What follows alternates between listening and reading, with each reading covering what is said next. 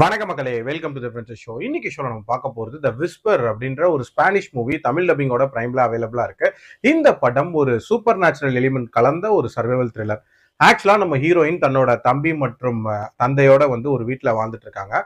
அவரோட அப்பா வந்து ஒரு பயங்கர வித்தியாசமான கிரியேச்சர், ஒரு விதமான பிளட் சக்கிங் வேம்பயர் அப்படின்னே சொல்லலாம். அவர் பண்ணக்கூடிய கொலைகள் எல்லாம் சின்ன வயசுல இருந்து கிளீன் அப் பண்றது அப்படின்ற மாதிரியான ஒரு வேலையை ஹீரோயின் பண்ணிட்டு இருக்காங்க. சோ தன்னோட வாழ்க்கையும் தன்னோட தம்பியோட வாழ்க்கையும் பாதிக்குதுன்னு சொல்லிட்டு அங்கிருந்து எஸ்கேப் ஆகி ஒரு வீட்டுல வந்து தங்குறாங்க.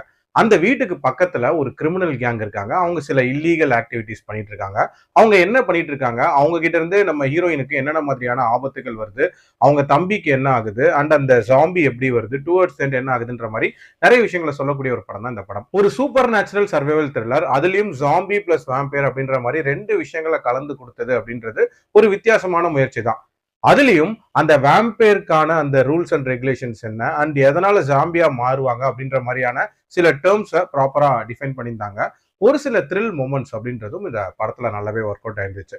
But throughout the movie அந்த த்ரில்லை மெயின்டைன் பண்ணியிருந்தாங்களா அப்படின்னு கேட்டீங்கன்னா கண்டிப்பா இல்ல அப்படின்னு தான் சொல்லுவேன். ஒரு விதமான கன்ஃபியூஸ்ட் அண்ட் கிளம்சியான பிரசன்டேஷனா தான் பண்ணியிருந்தாங்க. கண்டிப்பா பெட்டரா பண்ணியிருந்திருக்கலாம். அண்ட் மேக்கிங் வைஸ்மே இன்னும் கொஞ்சம் பெட்டரா இருந்திருக்கலாம். ஓவரால் என்ன பொறுத்த வரைக்கும் ஒரு ஆவரேஜான ஒரு சூப்பர் நேச்சுரல் த்ரில்லர் தான். டைம் இருந்தா ட்ரை பண்ணி பாருங்க. அடல்ட் கண்டென்ட்டை பொறுத்த வரைக்கும் மைல்டா சில காட்சிகளும் அண்ட் கோரினஸும் இருக்கும். அதுக்கேற்ற மாதிரி பிளான் பண்ணிக்கோங்க. மீண்டும் அடுத்த விமர்சனத்தில் சந்திக்கிறேன். நன்றி, வணக்கம்.